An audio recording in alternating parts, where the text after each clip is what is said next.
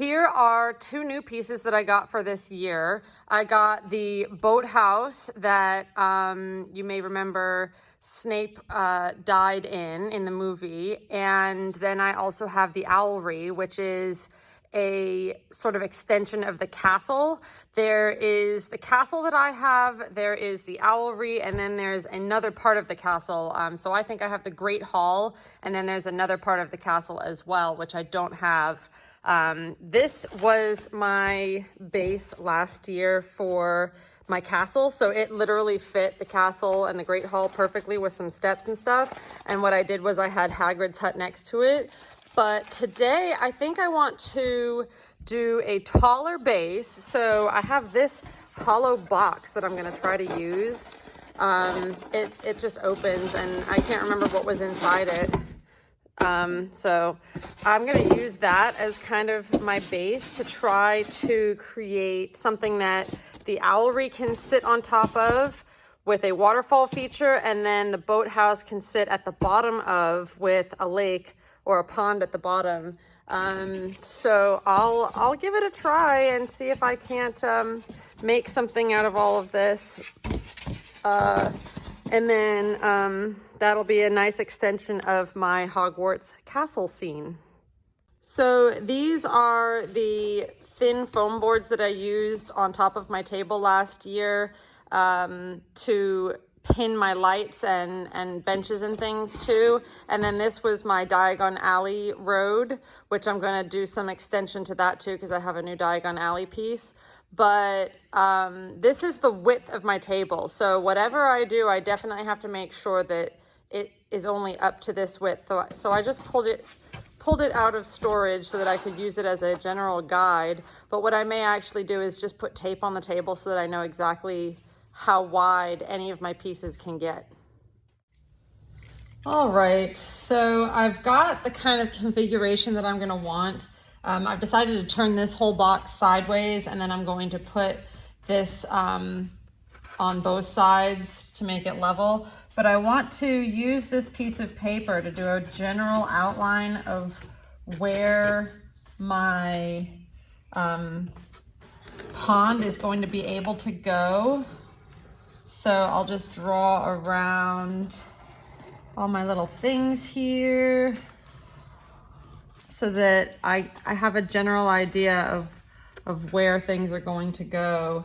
So my lake or pond is gonna have to be in this general vicinity here, you know? And then my little boat guys can be hanging out here or something like that. So what I'm gonna do is I've got my little tool plugged in, ready for use. I can clear these out of the way because I don't need them anymore for reference. And I can move these guys to safety. And that way I can go ahead and cut this piece and then duplicate it on the other side.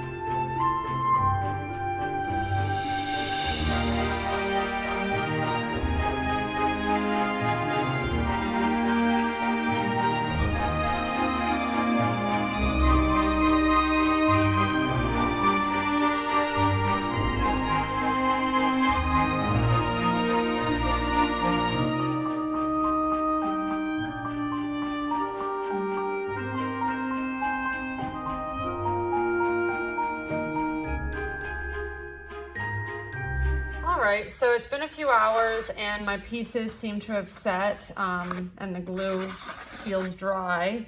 What I am going to do is try to figure out how I want my waterfall to look.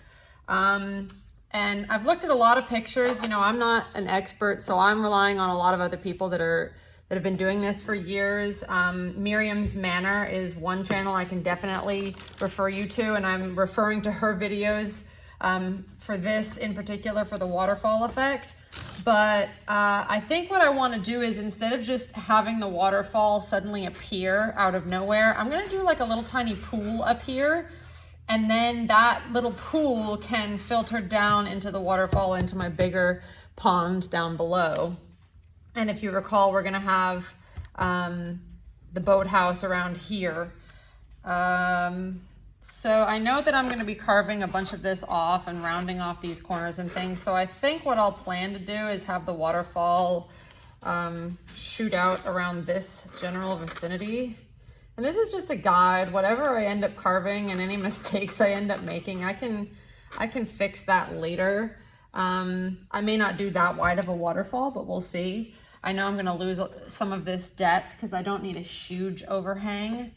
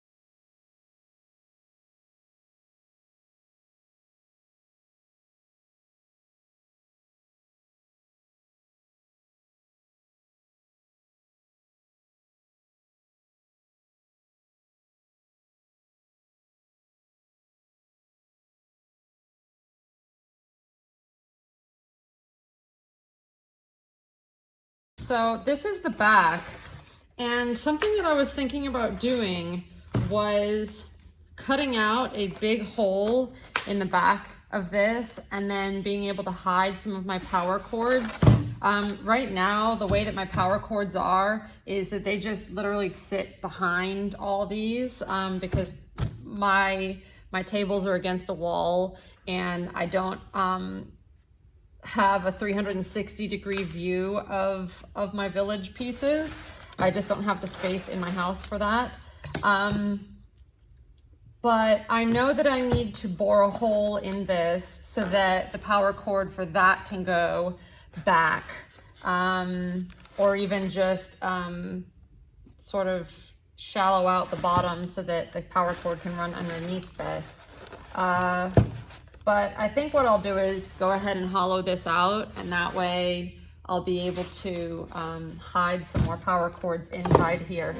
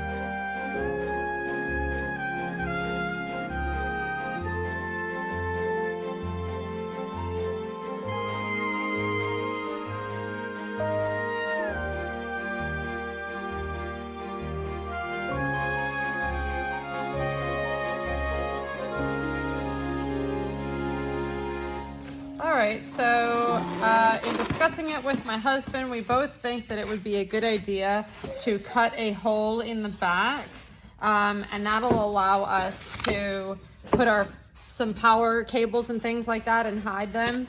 And then I'll also need to do a hole for the cord of my my building and things like that. So the first thing I'll do is go ahead and cut a nice rectangle in the back.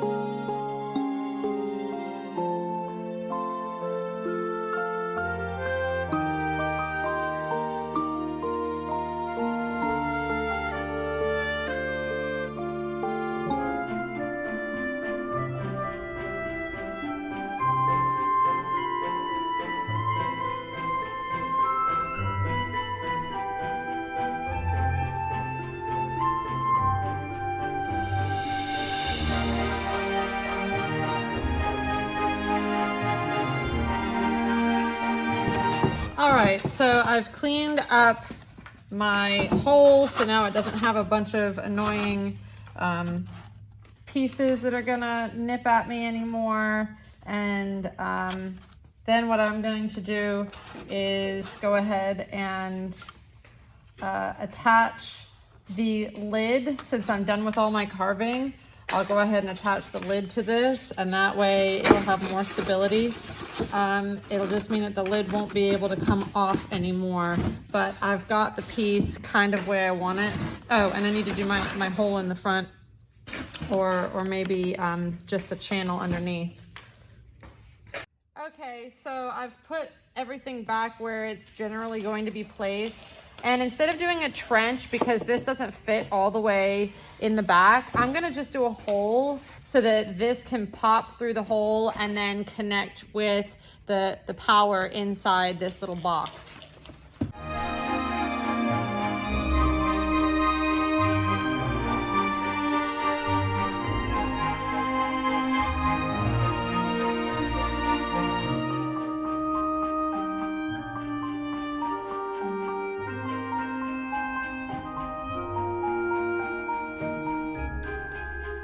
I want to kind of leave it available to put different things on here. I don't want it to be for a specific item. Like I know I'm gonna put the owlery on there this year, but I might not put the owlery on there next year. I might do something a little different.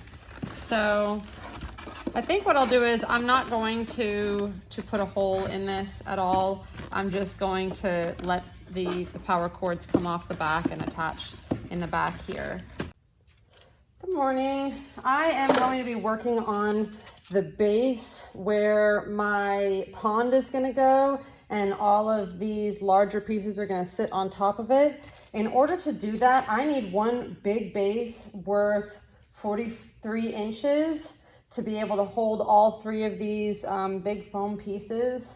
And then I also need a thinner base for the top, which I'm going to use this very thin foam board for, which I will cut out my pond in, and that's what I will go ahead and fill, and it'll show a little bit of depth, and I'll paint it so that it looks kind of deeper in the middle. But I do need a little bit of a lip in order to have my water effects work. So my table is only 15¼ inches wide, which is where my tape pieces are. So what I'm going to do is I have to cut 4 of these. These are 11 inches by 17 inches. So I need to cut 1¾ inches off the bottom of all 4 of these. So I'm going to go ahead and measure that. And I know my table's a little bit bigger than 15¼ so I'll just kind of go there. And I wish I had a larger T, a long T, but this triangle we'll just have to do, really.